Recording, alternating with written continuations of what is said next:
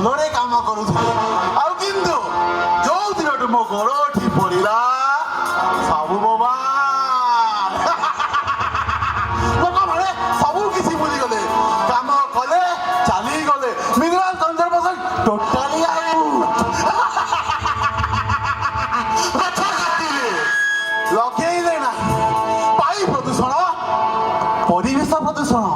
ଖାଲି ପ୍ରଦୂଷଣ ଆଉ ଏସବୁ କ୍ଷୟକ୍ଷତିରେ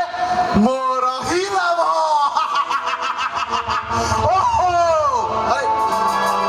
ମତେ ତ ଆଜି ବି ବକରା ଖୋଜିବାକୁ ପଡ଼ିବ ମୁଣ୍ଡ 2-3ଟା ନ ଗଡ଼ିଲେ ମତେ ତ ଶାନ୍ତି ନାହିଁ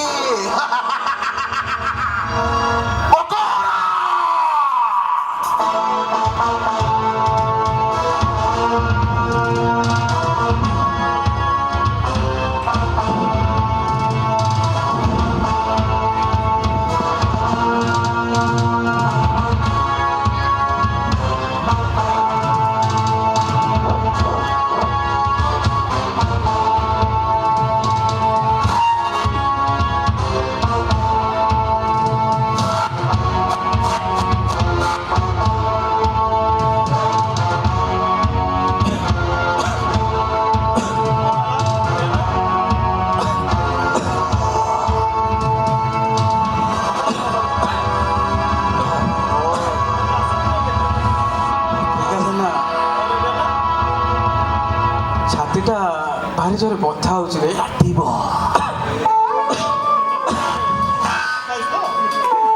ମେଡିସିନ ଖାଇଛି ଯେ ମାନେ ଦେହଟା ଏତେ କମଜୋରି ଲାଗୁଛି କାମ ଫାମ କରିବାକୁ କିଛି ବି ଇଚ୍ଛା ହଉନି ରେ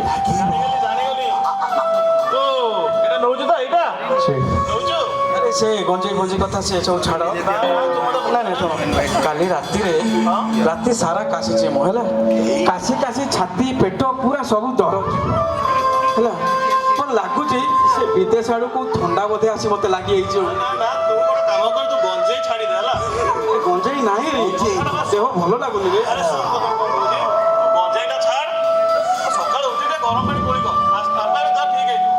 ଭଲ ହେଇଯିବ ତ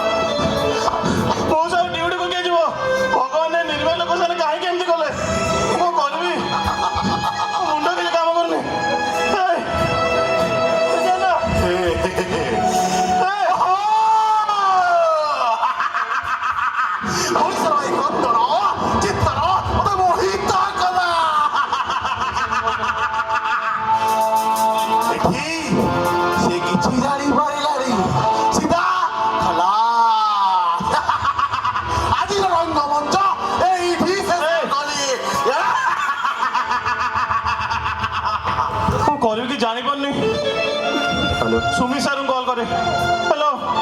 सुमी सर हाँ सर रेडी ना मु माइंसूर फेरुतलु हठात कि सर से चीत पड़ी देटे डाकिले शुणुनी आपण जल्दी आसंतु आसंतु किछ बनी रे सुमी सर अरे विकास कौन हला विनोद एमती काई पड़ी उठो देखिया उठो उठो जानी नहीं सर संग ही आसतलु हठात चीत पड़ी देटे डाकिले शुणुनी विनोद साथी जाती कोई पड़ी होला विनोद विनोद ये विनोद सर कौन है सर अरे विकास सर कौन कहबी मते किछि ठीक लागुनी रे सर तमे गोटे काम करो आस सर किछ हबनी तो हेनी तो किछ टेडियानार चिंता करनी किछि हेनी करबे कि जान मु एम्बुलेंस डाकी दउची तमे ताकू जते शीघ्र हो मेडिकल नेकी जा ठीक ଠିକ୍ ଅଛି ଆଉ ତାଙ୍କ ଘର ଲୋକଙ୍କୁ ବି ଜଣେଇ ଦିଅ ଠିକ୍ ଅଛି ମୁଁ ଆମ୍ବୁଲାନ୍ସ କହୁଛି ସାଙ୍ଗେ ସାଙ୍ଗେ କହୁଛି ଠିକ୍ ଅଛି ଠିକ୍ ଅଛି